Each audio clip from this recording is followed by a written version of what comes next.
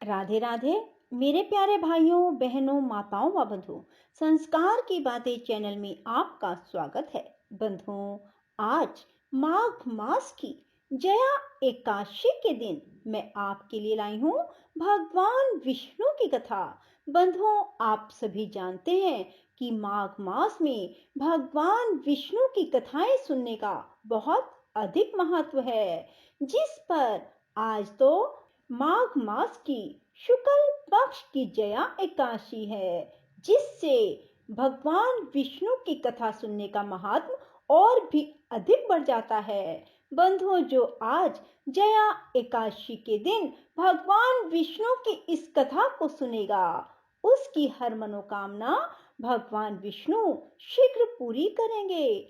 बंधुओं, यदि आपने हमारे चैनल को अब तक सब्सक्राइब नहीं किया तो जरूर करें और बेल आइकन दबाना ना भूलें, ताकि आपको हमारी आने वाली सभी वीडियोस की जानकारी सबसे पहले हो सके। बंधुओं, वीडियो को पूरी सुनने के बाद कमेंट बॉक्स में जय विष्णु भगवान जरूर लिखें। बंधुओं, कथा को पूरी सुने सच्चे विश्वास, सच्ची निष्ठा और एकाग्र मन के साथ ही सुने। एक बार भीष्म जी ने कहा, ब्राह्मण जो कर्म सबसे अधिक पुण्यजनक हो, जो संसार में सदा और सबको प्रिय जान पड़ता हो तथा पूर्व पुरुषों ने जिसका अनुष्ठान किया हो, ऐसा कर्म आप अपनी इच्छा के अनुसार मुझे बताइए। पुलस्त्य जी बोले, राजन, एक समय की बात है, व्यास जी की शिष्य मंडली के समस्त द्विज आदर पूर्वक उन्हें प्रणाम करके धर्म की बात पूछने लगे। ठीक इसी तरह जैसे तुम मुझसे प्रश्न पूछते हो, द्विजों ने पूछा, गुरुदेव, संसार में पुण्य से भी पुण्यतम और सब धर्मों में उत्तम कर्म क्या है? किसका अनुष्ठान करके मनुष्य अक्षय पद को प्राप्त करते हैं? मृत्यु लोक में निवास करने वाले छोटे बड़े सभी वर्णों के लोग जिसका अनुष्ठान कर सके। व्यास जी बोले, शिष्यगण, मैं तुम लोगों को 5 धर्मों के आख्यान सुनाऊंगा।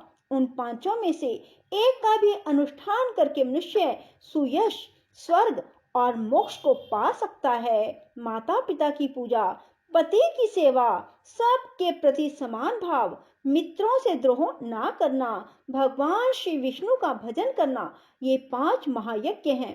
ब्राह्मणों, पहले माता पिता की पूजा करके मनुष्य जिस धर्म का साधन करता है, वह इस पृथ्वी पर सैकड़ों यज्ञों तथा तीर्थ यात्रा आदि के द्वारा भी दुर्लभ है। पिता धर्म है, पिता स्वर्ग है, पिता ही सर्व उत्कृष्ट तपस्या है। पिता के प्रसन्न होने पर संपूर्ण देवता प्रसन्न हो जाते हैं। जिसकी सेवा और सद्गुणों से पिता माता संतुष्ट रहते हैं, उस पुत्र को प्रतिदिन गंगा स्नान का फल मिलता है। माता सर्व तीर्थमयी है और पिता संपूर्ण देवताओं का स्वरूप है। इसलिए सब प्रकार से यत्न पूर्वक माता पिता का पूजन करना चाहिए। जो माता पिता की प्रदक्षिणा करता है, उसके द्वारा 7 द्वीपों से युक्त समूची पृथ्वी की परिक्रमा हो जाती है। माता पिता को प्रणाम करते समय जिसके हाथ, घुटने और मस्तक धरती पर टिकते हैं, वह अक्षय स्वर्ग को प्राप्त होता है।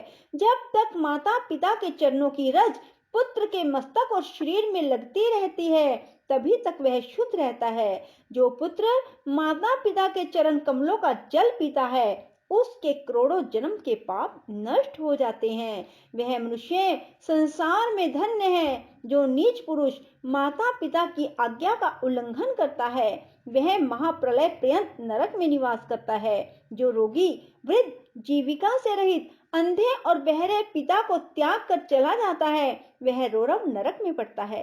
इतना ही नहीं, उसे अंत्यजों, मलेच्छों और चंडालों की योनि में जन्म लेना पड़ता है। माता पिता का पालन पोषण ना करने से समस्त पुण्यों का नाश हो जाता है। माता पिता की आराधना ना करके पुत्र यदि तीर्थ और देवताओं का सेवन भी करे, तो उसे उसका फल नहीं मिलता।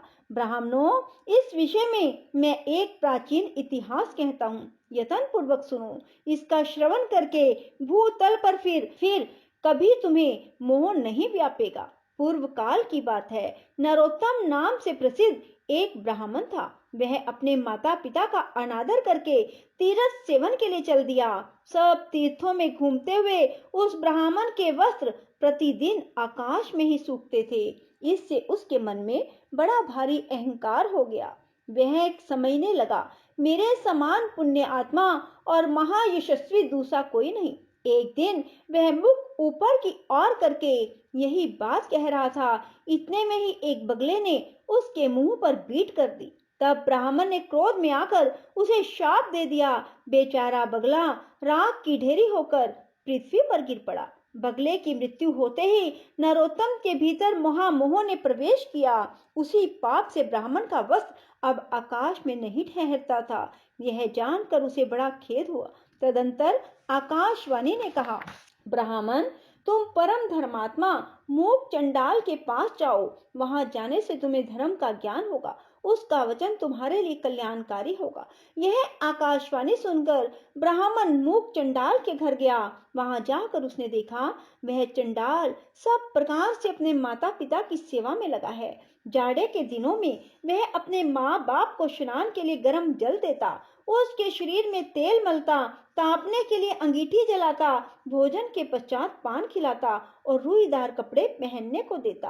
प्रतिदिन मिष्ठान भोजन के लिए परोसता और बसंत ऋतु में महुए की सुगंधित माला पहनाता। उसके सिवा और भी जो भोग सामग्रियां प्राप्त होती उन्हें देता और भांति भांति की आवश्यकताएं पूर्ण किया करता था। गर्मी के मौसम में प्रतिदिन माता पिता को पंखा झलता। इस प्रकार नित्य प्रति उनकी परिचर्या करके ही वह भोजन करता था। माता पिता की थकावट और कष्ट का निवारण करना उसका सदा का नियम था। इन पुण्य कर्मों के कारण चंडाल का घर बिना किसी आधार और खंबे के ही आकाश में स्थित था। उसके अंदर त्रिभुवन के स्वामी भगवान श्री हरि मनोहर ब्राह्मण का रूप धारण किए नित्य क्रीड़ा किया करते थे।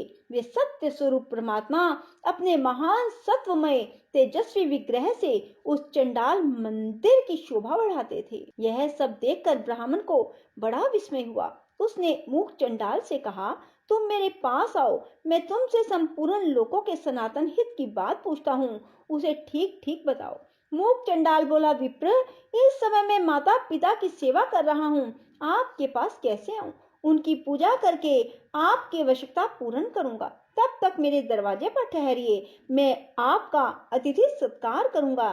चंडाल के इतना कहते ही ब्राह्मण देवता आग बबूला हो गए और बोले, मुझ ब्राह्मण की सेवा छोड़कर तुम्हारे लिए कौन सा कार्य बड़ा हो सकता है? चंडाल बोला, बाबा, क्यों व्यर्थ कोप करते हैं? मैं बगला नहीं हूँ। इस समय आपका क्रोध बगले पर ही सफल हो सकता है, दूसरे किसी पर नहीं।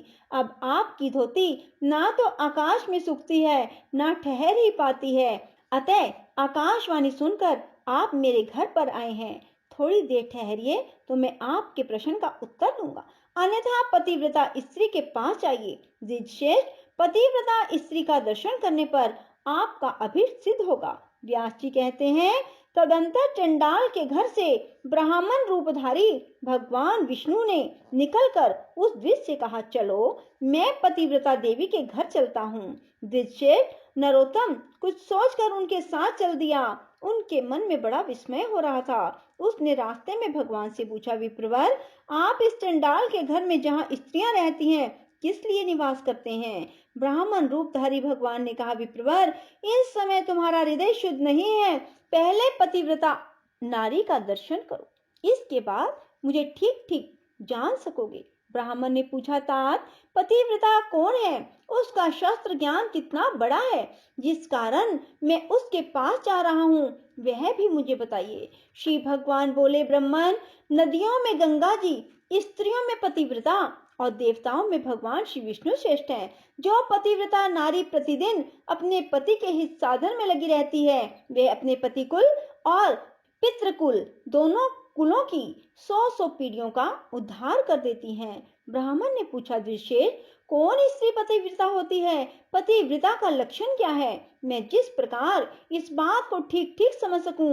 उस प्रकार उपदेश कीजिए। श्री भगवान बोले, जो स्त्री पुत्र की अपेक्षा 100 गुने स्नेह से पति की आराधना करती है, राजा के समान उसका भय मानती है और पति को भगवान का स्वरूप समझती है, वह पतिव्रता है। जो गृह कार्य करने में दासी, रमन काल में वेश्य और भोजन के समय माता के समान आचरण करती है, जो विपत्ति में स्वामी को नेक सलाह देकर मंत्री का काम करती है, वह स्त्री पतिव्रता मानी जाती है। जो मन, वाणी, शरीर और क्रिया द्वारा कभी पति की आज्ञा का उल्लंघन नहीं करती, हमेशा पति के भोजन कर लेने पर भोजन करती है, उस स्त्री को पतिव्रता समझना चाहिए। जिस जिस शैया पर पति शयन करते हैं, वहां वहां जो प्रतिदिन यत्न पूर्वक उसकी पूजा करती है, पति के प्रति कभी जिसके मन में ढाल नहीं पैदा होती, कृपणता नहीं आती, जो मान भी नहीं करती, पति की ओर से आदर मिले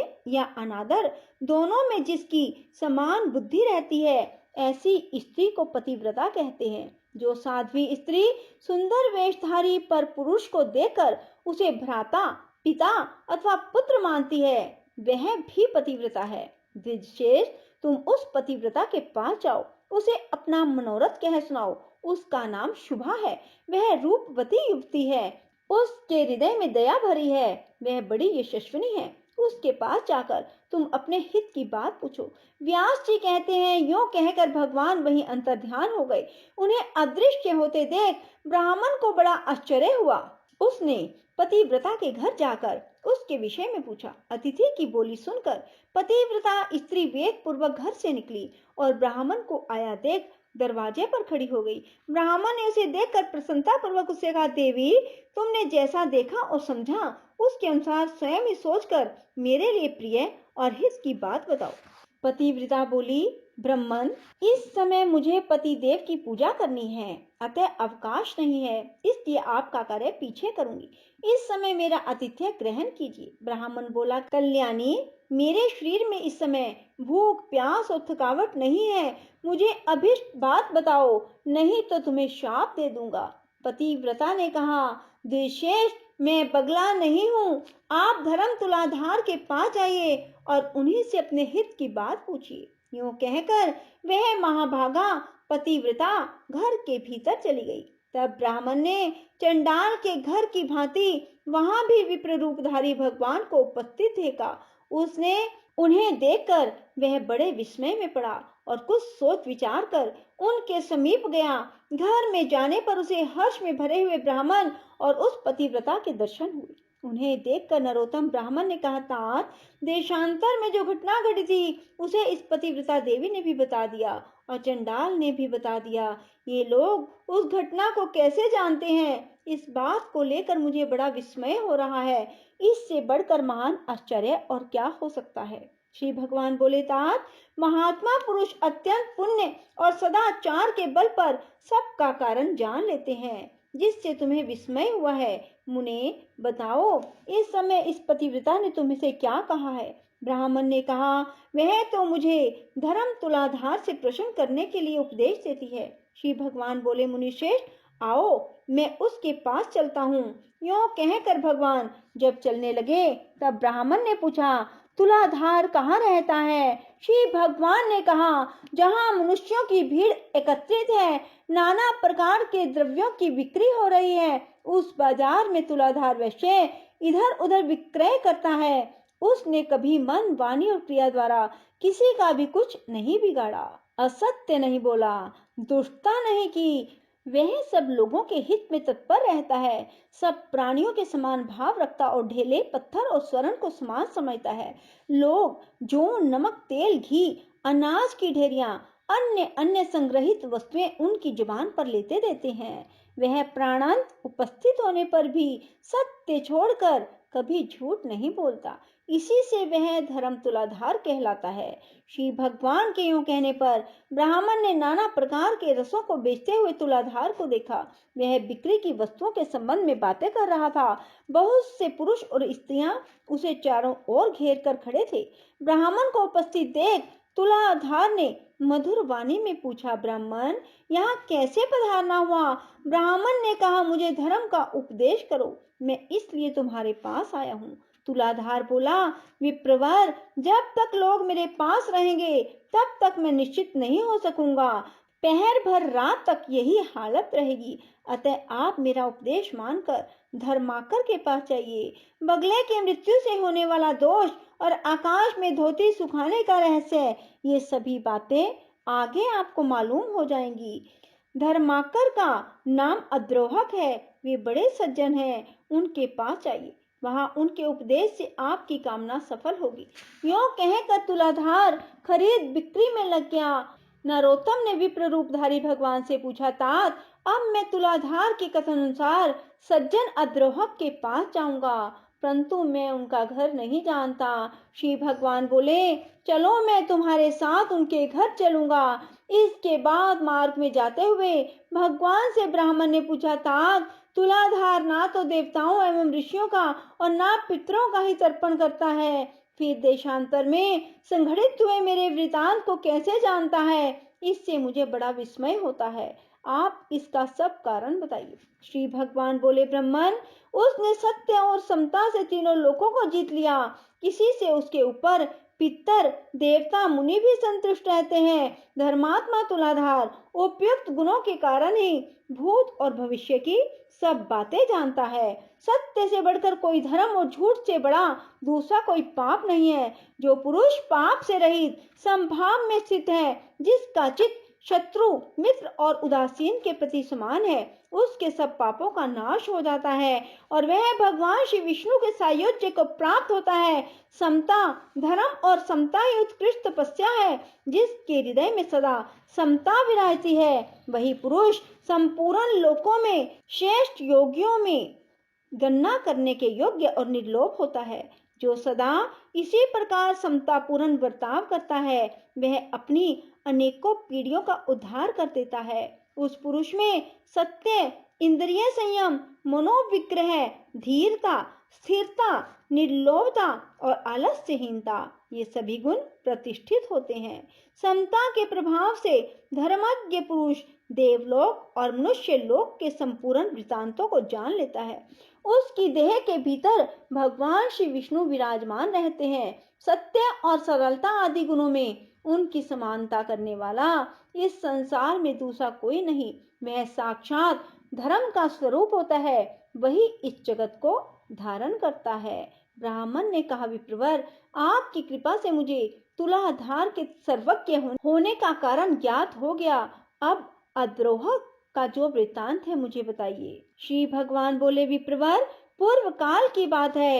एक राजपुत्र की कुलवती स्त्री बड़ी सुंदरी और नई अवस्था की थी। वह कामदेव की पत्नी रति और इंद्र की पत्नी शची के समान मन को हरने वाली थी। राजकुमार उसे अपने प्राणों के समान प्यार करते थे। उस सुंदरी भार्या का नाम भी सुंदरी ही था। एक दिन राजकुमार को राजकार्य के लिए ही अकस्मात बाहर जाने के लिए उद्यत होना पड़ा।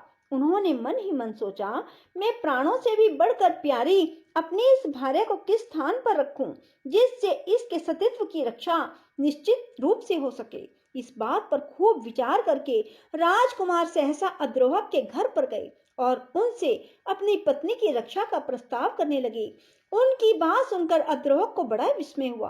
वे बोले, तात, ना तो मैं आपका पिता हूँ, ना भाई, ना बांधव, ना आपकी पत्नी के पिता माता के कुल का और सुहृदों में से कोई नहीं हूँ। फिर मेरे घर में इनके रखने से आप किस प्रकार निश्चिंत हो सकेंगे?